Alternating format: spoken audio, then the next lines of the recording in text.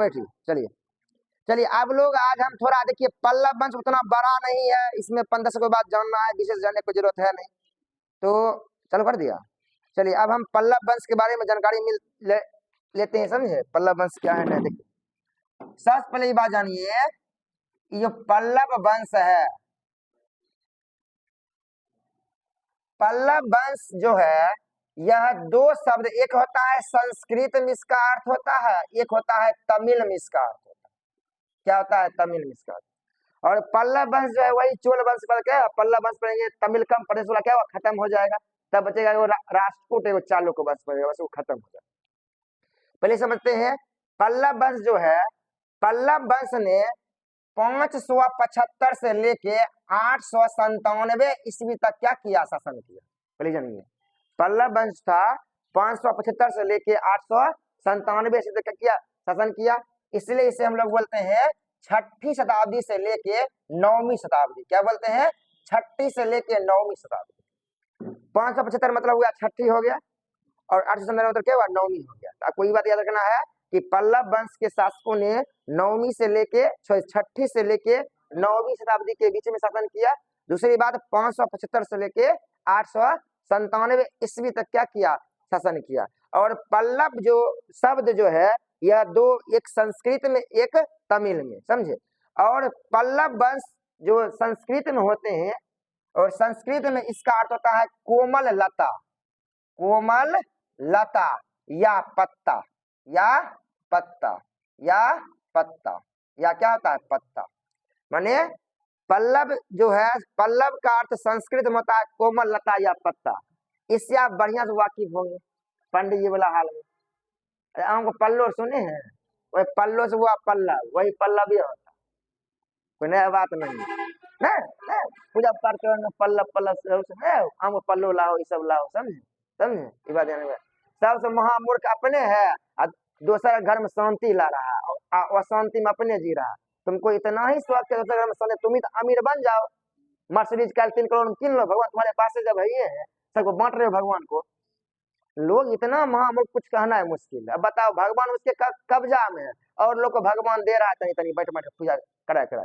उतना ही तुमको शौक है, तो अपने मर्सिडीज तुम किन लो, 3 करोड़ कदे बड़ा बोख रहा है, घर क्यों बोख रहे हैं, समझ। इतना महामूर्ख बच्चा बैठल है। बच्चा पड़ेगा 27 में, आएगा फिर 28 में, जाना केना 27 में, यही पता नहीं केना जाना। क्या पंडित जी बोला, पंडित जी केना जाना, यही नहीं पता। तमिल भाषा में इसका अर्थ होता है डाकू। क्या होता है अर्थ? डाकू। क्या होता है अर्थ? होता है डाकू। हमको पता नहीं चला मेरा बच्चा 27 में क्या 28 में, समझे, कारण वही तो बोले 27। तो याद हुआ, पल्लव जो है यह 575 से लेके 897 ईस्वी में क्या किया, शासन किया। और छठी से लेके 9वीं शताब्दी के बीच में शासन किए। और संस्कृत में पल्लव का अर्थ कोमल लता या पत्ता, और तमिल भाषा में इसका होता है डाकू। क्या होता है? अर्थ होता है डाकू। क्या होता है डाकू? क्या होता है डाकू? अब बात करते हैं श्री विष्णु के बारे में। पल्लव वंश के संस्थापक के में श्री विष्णु का वर्णन मिलता है। क्वेश्चन आपके एग्जाम में आएगा कि पल्लव वंश संस्थापक कौन थे? श्री विष्णु। कौन थे? श्री विष्णु थे। और श्री विष्णु 575 से लेके 600 ईस्वी तक क्या किए, शासक बने। क्या बने? श्री विष्णु। ये आपको ध्यान रखना। श्री विष्णु जो है विष्णु धर्म को, किसको? वैष्णव धर्म को, या विष्णु के उपासक थे। कौन थे? विष्णु के उपासक थे, और विष्णु भगवान की पूजा पाठ किया करते थे श्री विष्णु। और श्री विष्णु जब शासक बने तो श्री विष्णु जो है अपनी राजधानी बनाई कांची को। किसको बनाई? कांची को। कांची को ही बोलते हैं कांचीपुरम। क्या बोलते हैं? कांची को ही क्या बोलते हैं? कांचीपुरम बोलते हैं, या कांची बोलते हैं। और कांचीपुरम पड़ता है तमिलनाडु। कहाँ पड़ता है? तमिलनाडु। कहाँ पड़ता है? तमिलनाडु। कहाँ पड़ता है? तमिलनाडु। तमिलनाडु में क्या पड़ता है? कांचीपुरम पड़ता है, कांचीपुरम। इतना हुआ यार। मतलब पल्लव वंश संस्थापक कौन थे? श्री विष्णु। पल्लव वंश संस्थापक कौन थे? श्री विष्णु थे। और श्री विष्णु 575 से लेके 600 तक क्या किए, शासक बने। और श्री विष्णु विष्णु के क्या थे? उपासक थे। और श्री विष्णु ने अपनी राजधानी किसे बनाया? कांचीपुरम। किसे बनाया? कांचीपुरम को बनाया। और कांचीपुरम अभी वर्तमान कहाँ पड़ता है? तमिलनाडु में। जैसे कांची बोलिए या कांचीपुरम पढ़िए, कांची पढ़िए या कांची। आगे बढ़ते हैं, नरसिंहवर्मन द्वितीय पर आएंगे तो वहां बताएंगे कांचीपुरम में कैलाश मंदिर का निर्माण किया नरसिंहवर्मन द्वितीय। कौसे कांची, कौसे कैलाश, कौसे कांची, कौसे कैलाश, तो ऊपर बात करेंगे आप। दूसरी बात देखिए, श्री विष्णु जो थे, श्री विष्णु के दरबार में एक महान विद्वान, उनका नाम था भारवी। क्या नाम था? भारवी। भारवी नामक एक कवि थे, महान विद्वान लोग थे, या इनके दरबार में रहा करते थे। और भारवी ने एक किताब लिखा, किराता जुर्नियम। क्या लिखा? किराता जुर्नियम। किराता जुर्नियम नामक पुस्तक की रचना की। ये आपके लिए बहुत, अब प्राचीन इतिहास में डेट से क्वेश्चन नहीं आता, डेट वाला जो लिखा ना उन्हें पता नहीं, हम लिखेंगे कुछ हो, मरेगा सर्च कुछ हो, और किताब पढ़ लिया और टेंशन में आ गए। समझ रहे बात? इसलिए देखिए, अधिकतर में राजा का नाम आएगा, किताब का नाम आएगा, ये सब आएगा, किसी समय में हुआ, ये सब क्वेश्चन आएगा। कभी वो डेट उट पर ध्यान एकदम लगाना नहीं है प्राचीन इतिहास में। इतना याद हुआ। इसमें देखिए सारे क्वेश्चन इंपॉर्टेंट है कि पल्लव वंश के शासक ने तमिलनाडु के क्षेत्र में शासन करना शुरू किए, और तमिलनाडु के कांचीपुरम को अपनी क्या बनाई? राजधानी। सिंपल वजह, पल्लव की राजधानी कहा थी? कांची या कांचीपुरम थी। और पल्लव के संस्थापक कौन थे? पल्लव श्री विष्णु। कौन थे? श्री विष्णु थे। और श्री विष्णु विष्णु धर्म के उपासक थे, विष्णु भगवान को मान्य थे। और इनके दरबार में एक महान विद्वान थे भारवी। कौन आते थे? भारवी रहते थे। और भारवी ने क्या लिखा? किराता जुर्नियम। भारवी क्या लिखे?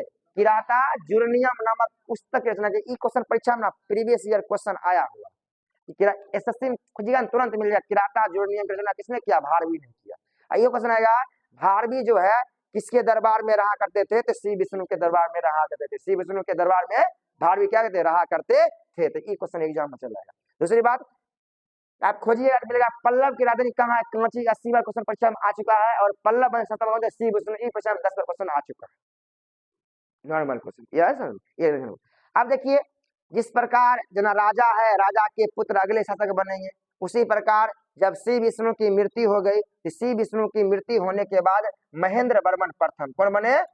महेंद्र वर्मन प्रथम। महेंद्र वर्मन प्रथम जो है अगले बने शासक। और 600 ईस्वी से लेकर 630 ईस्वी तक शासक कौन बने रहे? महेंद्र वर्मन प्रथम। महेंद्र वर्मन प्रथम शासक बने। महेंद्र वर्मन प्रथम देखिए, इसके दरबार में विद्वान रहता था, और महेंद्र वर्मन प्रथम खुद विद्वान था। श्री विष्णु के दरबार में विद्वान रहता था, और महेंद्र वर्मन प्रथम खुद विद्वान था। महेंद्र वर्मन प्रथम कहते एक विद्वान शासक थे। कहते थे एक विद्वान शासक थे। ये बहुत अधिक पढ़े लिखे थे, संगीतकार थे। क्या थे? संगीतकार थे। क्या थे? संगीतकार शासक थे। और इन्होंने एक नाटक लिखा, नाम है मत विलास परम हसन। क्या नाम है? मत विलास परम हसन। क्या नाम है? मत विलास परम हसन। परम हसन का को याद रखना पड़ेगा कि महेंद्र वर्मन प्रथम खुद विद्वान थे, और महेंद्र वर्मन प्रथम संगीतकार भी थे। और महेंद्र वर्मन प्रथम ने संगीत की शिक्षा लिया रुद्राचार्य। किसे लिया?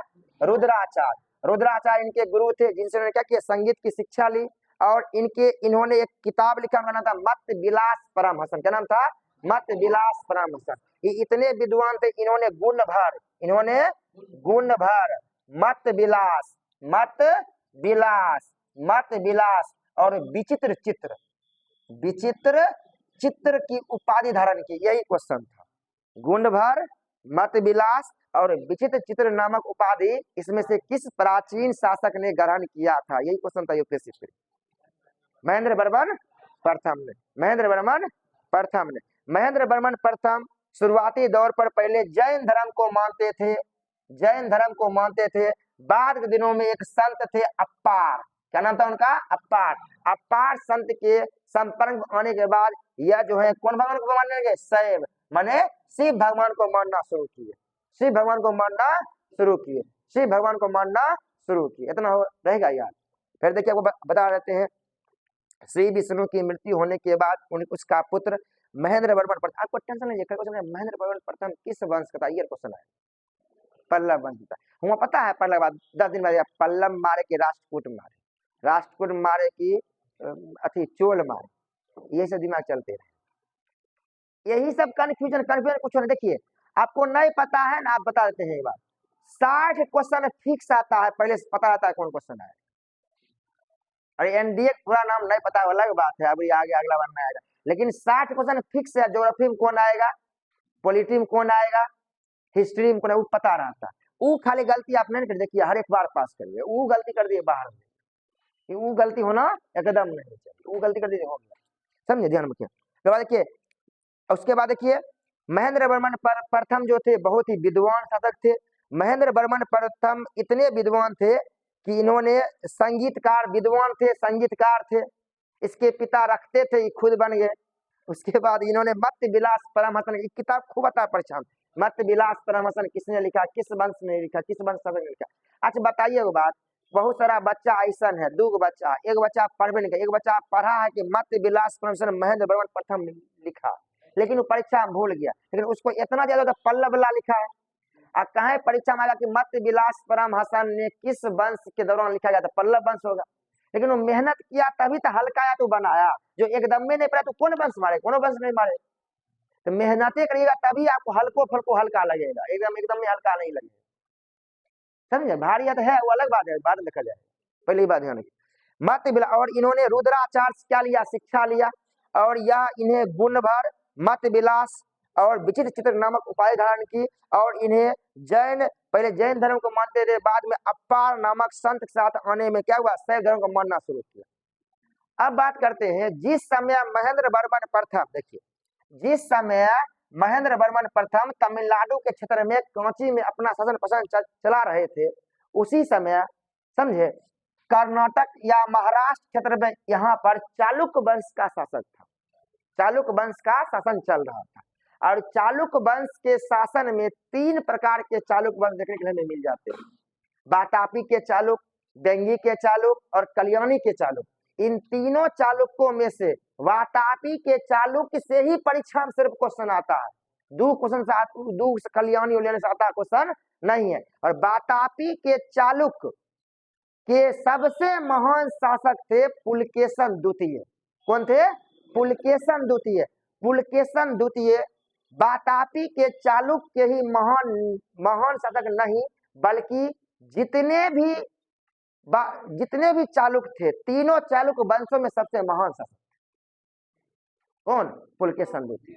तो पुलकेशन द्वितीय परीक्षा में कितना बार आया है कि पुलकेशन द्वितीय किस वंश के थे, चालुक्य वंश। चालुक्य वंश के बाद कौन, वातापी के चालुक्य, उसी बोलते हैं बादामी के चालुक्य, वातापी के चालुक्य या बादामी के चालुक्य। और वातापी और बादामी इन प्रेजेंट टाइम पड़ता है कर्नाटक, क्या पड़ता है, कर्नाटक, मतलब महाराष्ट्र कर्नाटक में मिला जाता है। आपको याद करना पड़ेगा कि महेंद्र वर्मन प्रथम जिस समय यहाँ पर एकदम संगीत में डूबे हुए थे, डीजे पर डीजे चल रहा था, उस समय एक और महान शासक था, कहाँ, इधर पर रायचूर द्वाब के ऊपर में कृष्णा तुंगभद्रा नदी के उत्तर में, तब दक्कन के क्षेत्र में। वहां पर कौन था, चालुक्य वंश। चालुक्य वंश में कौन चालुक्य वंश, वातापी के चालुक्य वंश। और वातापी के चालुक्य वंश के सबसे महान शासक कौन थे, पुलकेशन द्वितीय। तो पुलकेशन द्वितीय और महेंद्र वर्मन प्रथम, पुलकेशन द्वितीय और महेंद्र वर्मन प्रथम के बीच में 630 ईस्वी में पुल्लूर का युद्ध हुआ। 630 ईस्वी में पुल्लूर का युद्ध हुआ, पुल्लूर का युद्ध हुआ। और इस युद्ध में पुलकेशन द्वितीय ने महेंद्र वर्मन प्रथम को हरा दिया, और हराया ही नहीं बल्कि महेंद्र वर्मन प्रथम की हत्या कर, बल्कि हत्या कर, 630 में गाय, 630 में विद्वानगिरी खत्म कर दिया। हाँ, विद्वानगिरी क्या हो गया, खत्म हो गया। विद्वानगिरी क्या हो गया, खत्म हो गया। विद्वानगिरी क्या हो गया, खत्म हो गया। अब सुनिए पुलकेशन द्वितीय के बारे में आपको 3 बात बोलते हैं, ध्यान पूर्वक सुन लीजिए। पहले पुलकेशन द्वितीय और हर्षवर्धन के बीच में नर्मदा नदी के तट पर युद्ध हुआ था। इसमें पुलकेशन द्वितीय ने हर्षवर्धन को हरा दिया। पुलकेशन द्वितीय और महेंद्र वर्मन प्रथम के बीच में पुल्लूर का युद्ध हुआ, जिसमें पुलकेशन द्वितीय ने महेंद्र वर्मन वन को हरा दिया, मार दिया। समझ रहे हैं कितना बाहुबली है। लेकिन इसका बेटा आएगा दुगुना बाहुबली, नरसिंह वर्मन प्रथम। नरसिंह वर्मन प्रथम अपने पिता के हत्यारे का बदला लेने के लिए पुलकेशन द्वितीय पर हमला करता है और पुलकेशन द्वितीय को मार देता है। 3 विद्यालय रहेगा, नहीं बोलिए, फिर सुन लीजिए बच्चे। पहले हर्षवर्धन और पुलकेशन द्वितीय के बीच में हुआ था, हर्षवर्धन लिखाए थे नर्मदा नदी तट पर, उसमें हर्षवर्धन हार गया और पुलकेशन द्वितीय जीत गया। अब पुलकेशन द्वितीय और महेंद्र वर्मन प्रथम के बीच में पुल्लूर का युद्ध हुआ 630 ईस्वी में। इसमें फिर पुलकेशन द्वितीय जीत गया और महेंद्र वर्मन प्रथम को हरा दिया। अब इसके बाद नरसिंह वर्मन प्रथम और पुलकेशन द्वितीय के बीच में युद्ध होगा, और इसमें नरसिंह वर्मन प्रथम जो है पुलकेशन द्वितीय को हरा भी देगा और मार भी देगा, किस्सा खत्म कर देगा इसका। समझे, तीनों बात याद रखना, मतलब इसको चालुक्य वंश वाला मार देगा, ये ध्यान रखिए, कितना रहेगा यार। तो आपको याद रखना पड़ेगा इतना महेंद्र वर्मन प्रथम के बारे में। महेंद्र वर्मन प्रथम फिर सुन लीजिए, 600 से 630 ईस्वी में रहा, और विद्वान और संगीतकार थे। मत विलास परमहंस नामक पुस्तक की रचना की, रुद्राचार्य से संगीत सीखे, हारमोनियम बजाना, ठीक है। गुण भर, मत विलास और विजय चित्र नामक उपाधि धारण किया, और पहले जैन धर्म बजे थे, बाद में अपार के शैव धर्म को मानने लगे। उसके बाद पुलकेशन द्वितीय और महेंद्र वर्मन प्रथम के बीच में पुल्लूर का युद्ध हुआ, और पुल्लूर के युद्ध में पुलकेशन द्वितीय ने महेंद्र वर्मन प्रथम को हराया ही नहीं, बल्कि इनकी हत्या कर दी, अब सुनिए, महेंद्र वर्मन प्रथम इतना ही नहीं, महेंद्र वर्मन प्रथम का आर्किटेक्चर में भी बड़ी योगदान है। महेंद्र वर्मन प्रथम ही पूरे प्राचीन भारत में एक ऐसे राजा हुए जो पत्थर को काट के मूर्ति बनाने की शुरुआत की, पत्थर को काट के मंदिर बनाने की शुरुआत की। ये आपको याद रखना पड़ेगा कि पत्थर को काट के मूर्ति बनाना और पत्थर को काट के तराश के मंदिर बनाने की शुरुआत किसने की? महेंद्र वर्मन प्रथम ने की। लेकिन सावधान, अगला क्वेश्चन ये आएगा, एक ही पत्थर को काट के मूर्ति बनाना, एक ही पत्थर को काट के मंदिर बनाना, इसकी शुरुआत करेगा नरसिंह वर्मन प्रथम, नरसिंह वर्मन प्रथम, नरसिंह वर्मन प्रथम इसकी शुरुआत करेगा। और पांडव मंदिर का निर्माण कौन? पांडव मंदिर का निर्माण कौन कराया? महेंद्र वर्मन प्रथम ने कराया। पांडव मंदिर का निर्माण किसने कराया? महेंद्र वर्मन प्रथम। देखिए फिर देखिए, पांडव मंदिर आपके सिलेबस में आपको स्पेशल पढ़ना पड़ेगा, art and architecture UPSC syllabus में, कि कैसा कैसा मंडप, महामंडप केना बनाया नहीं बनाया, वो सब वो पूछता है, आपकी परीक्षा में आएगा नहीं। सिर्फ बता जाइए पांडव मंदिर का निर्माण किसने किया? महेंद्र वर्मन प्रथम के द्वारा कराया गया। और इस समय क्या शुरुआत हुआ? एक मतलब पत्थर को काट के मूर्ति बनाना या पत्थर को काट के मंदिर बनाने की परंपरा, लिख देते हैं, पत्थर को काट कर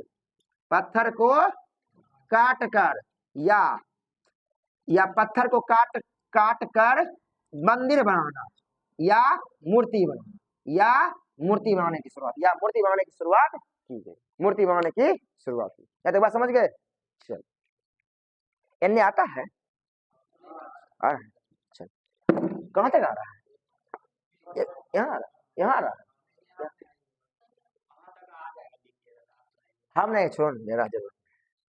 चलिए अब देखिए, महेंद्र वर्मन प्रथम की जब मृत्यु हो गई, तो महेंद्र वर्मन प्रथम की मरने के बाद अगले शासक 630 से लेके 668 के बीच में महेंद्र वर्मन प्रथम के पुत्र बने नरसिंह वर्मन प्रथम। कौन बने? नरसिंह वर्मन प्रथम। नरसिंह वर्मन प्रथम बने, और नरसिंह वर्मन प्रथम बहुत ही महान शासक थे। क्या थे? बहुत ही महान शासक में से एक थे। नरसिंह वर्मन प्रथम सबसे पहले क्या किया?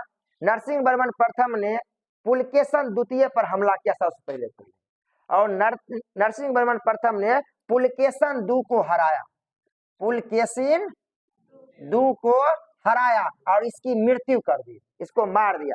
पुलकेशन दू जो है हार के बाद भाग रहा था, क्या इसको दब्बार के पकड़ा जाए, और ये भागते भागते कहाँ चल गया? बादामी चल गया, बादामी कर्नाटक के बादामी में जाके इसको पकड़ लिया राजधानी में, इसको मार दिया, ताकि मेरे पिताजी की हत्या किया था, इसको मार दिया। इसको मारने के बाद इसके पीठ पर न का रोशनाई लाओ, इसके पीठ पर लिख दिया वातापी कुंड।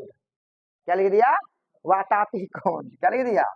वातापी कुंड। एक मतलब वातापी को हमने हरा दिया, वातापी क्या किया? जीत लिया, वातापी कुंड। याद रहेगा, वातापी कुंड के बाद किसने धारण की? नरसिंह वर्मन प्रथम ने, क्योंकि मार दिया, हरा दिया, वातापी कुंड हो, वातापी कुंड, हाँ वातापी कुंड के बाद ही धारण किया। देखिए बदला ले लिया, अब कोलकाता किससे खत्म कर दिया, काटा झंझट बहुत चल रहा था। उसके बाद देखिए नरसिंह वर्मन प्रथम के समय में ही हुएनसांग हर्षवर्धन के समय में भारत की तरफ आया था, लेकिन हुएनसांग हर्षवर्धन के यात्रा के दौरान ही कांची की यात्रा पर भी आया था। कहने का मतलब हुएनसांग जो था यह नरसिंह वर्मन प्रथम के दरबार में भी आया।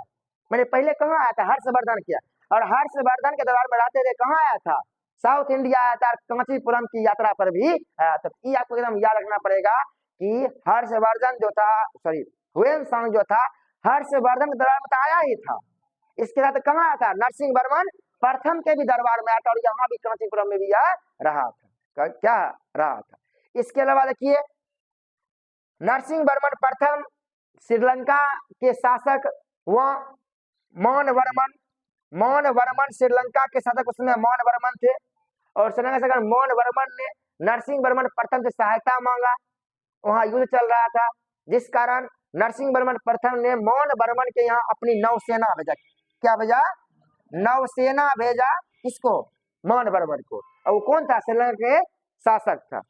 अब जिसे कम वाला बात, नरसिंह वर्मन प्रथम पूरे प्राचीन इतिहास में एक ऐसे शासक हुए जिन्होंने एक ही पत्थर को काट के मंदिर बनाने की शुरुआत की, और एक ही पत्थर को काट के मूर्ति बनाने की शुरुआत की। मैंने जितना बड़ा मंदिर बनाना है, आप उतना बड़ा पहाड़े का नाप लीजिए पहले, अच्छे नहीं है तो ये ले जाइए और पहाड़े मूर्ति बना देना है काट के, या पहाड़े मंदिर बना देना। मतलब याद रखिए, इससे पहले क्या पढ़े थे? पत्थर को काट के मूर्ति बनाने की शुरुआत पत्थर को काट के महेंद्र वर्मन प्रथम ने किया।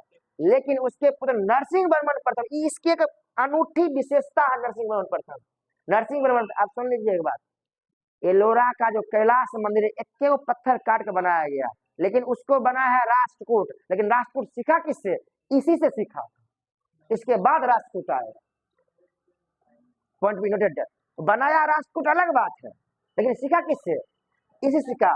पहली बार कौन शुरुआत किया? यही शुरुआत किया। कहने का मतलब, एक ही पत्थर को काट के पूरा मंदिर बना देना, या एक ही पत्थर को काट के पूरा मूर्ति बना देने की परंपरा की शुरुआत किसने किया? नरसिंह वर्मन प्रथम ने किया। नरसिंह वर्मन प्रथम के शासनकाल की सबसे अनूठी विशेषता में से क्या? एक विशेषता।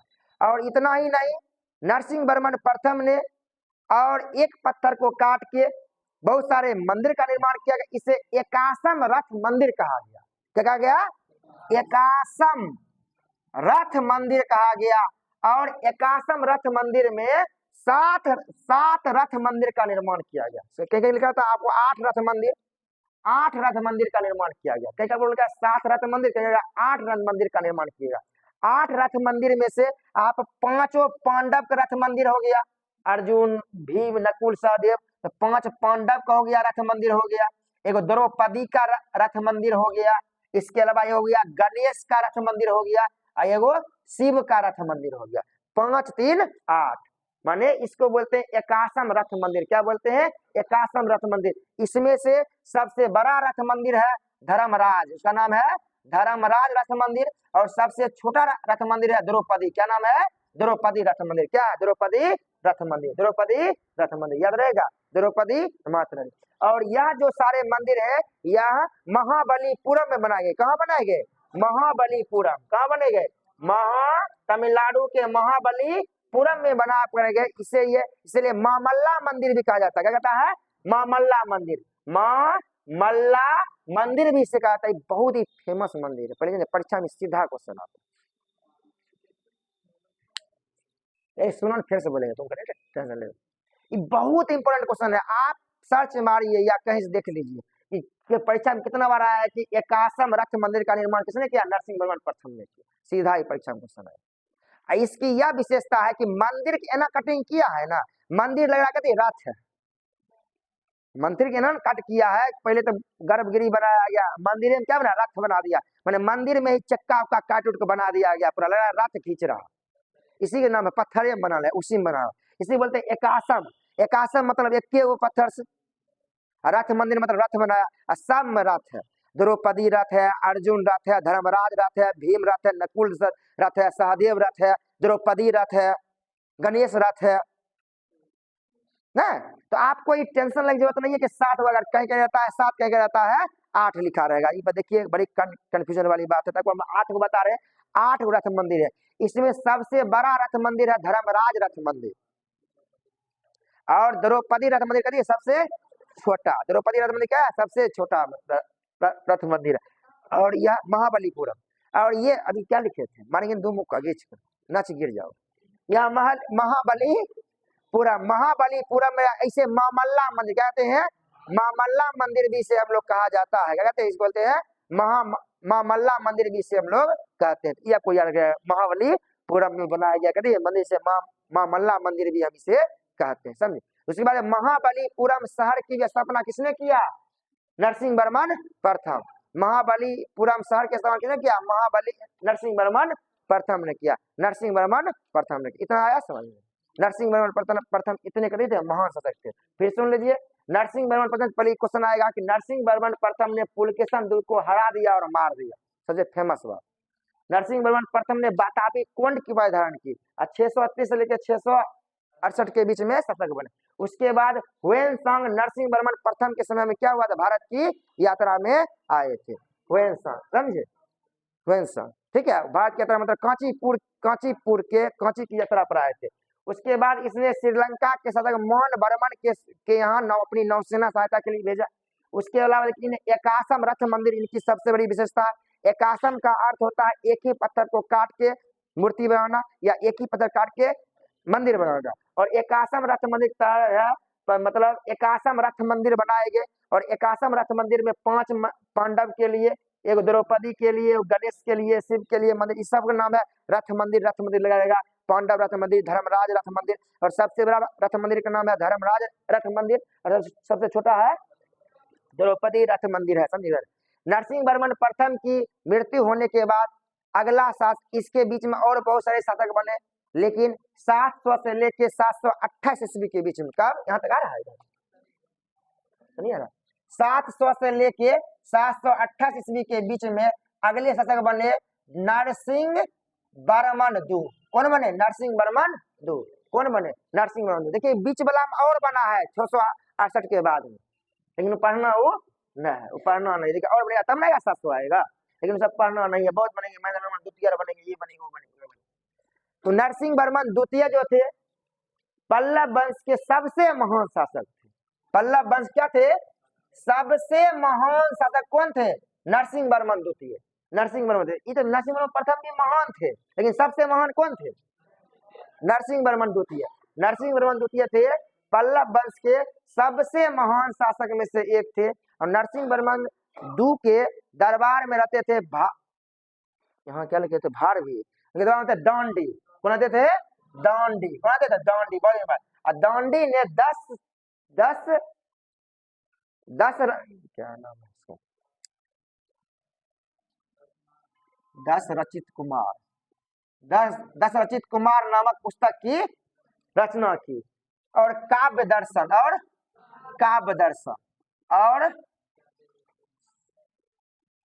दर्शन ये देखिए बड़ी इंपॉर्टेंट है, ये कोई याद रखना पड़ेगा कि नरसिंह वर्मन द्वितीय 700 से लेकर 728 तक क्या किए? शासक बने। और नरसिंह वर्मन द्वितीय पूरे पल्लव वंश सबसे महान शासक में से एक थे। नरसिंह वर्मन द्वितीय के दरबार में दांडी रहा करते थे, 10 कुमार रचित नामक पुस्तक की दांडी, हाँ दांडी विद्वान लगा देते। उन्होंने 10 कुमार रचित की रचना की और उन्होंने काव्य दर्शन की भी रचना की। इसके अलावा देखिए नरसिंह वर्मन द्वितीय ने कांचीपुर में, कहा? कांचीपुर में कैलाश मंदिर का निर्माण कराया। किसका? कैलाश मंदिर का निर्माण, बड़ी इंपॉर्टेंट, कैलाश मंदिर का निर्माण कराया। कहाँ? कांचीपुरम में। कांचीपुरम में कैलाश मंदिर का निर्माण कराया। और महाबलीपुरम में सौर मंदिर का निर्माण। देखिए दोनों मंदिर में अंतर है, पहले आप जानिए। एक नाम है एकासम रथ मंदिर, ये भी महाबलीपुरम में। यहाँ है महाबलीपुरम में सौर मंदिर, यहाँ लिखा है महाबलीपुरम में सौर मंदिर, यहाँ है महाबलीपुरम में एकासम मंदिर। क्या नाम है? एकासम मंदिर, रथ मंदिर, एकासम रथ मंदिर। यह महाबलीपुरम में सौर मंदिर। कांची से कैलाश, याद रखिए कांचीपुर में कैलाश मंदिर में किसने किया? नरसिंह वर्मन। परीक्षा में पता किया आएगा कि नरसिंह वर्मन 1 मंदिर बने, लेकिन 2 बने, लेकिन इन दोनों में से कौन मारे? इधर में से इसके ना, इधर में से कौन मारे? आपको याद रखना पड़ेगा थोड़ा बहुत कि रथ मंदिर रहेगा तब आएगा नरसिंह वर्मन प्रथम, रथ मंदिर में क्या नरसिंह वर्मन दू, यह जगह। उसके बाद देखिए नरसिंह वर्मन दू जो थे, इसके समय जिस समय पल्लव वंश में नरसिंह वर्मन दू थे, उसी समय में 712 ईस्वी में मोहम्मद बिन कासिम जो है भारत पर हमला किया था। ये बहुत इंपॉर्टेंट क्वेश्चन है। कासिम मतलब मुस्लिम आक्रमण। भारत पर मध्यकाल में मुस्लिम आक्रमण कब हुए थे? 712 में हुए थे। मोहम्मद बिन कासिम, उसमें राजा कौन था? नरसिंह वर्मन दू। कौन थे? नरसिंह वर्मन दू। नरसिंह वर्मन दू। देखिए नरसिंह वर्मन दू के मृत्यु होने के बाद और बहुत सारे शासक बने, लेकिन पल्लव वंश के एक अंतिम महान शासक के रूप में अपराजित वर्मन का वर्णन मिलता है। उनका नाम था अपराजित वर्मन।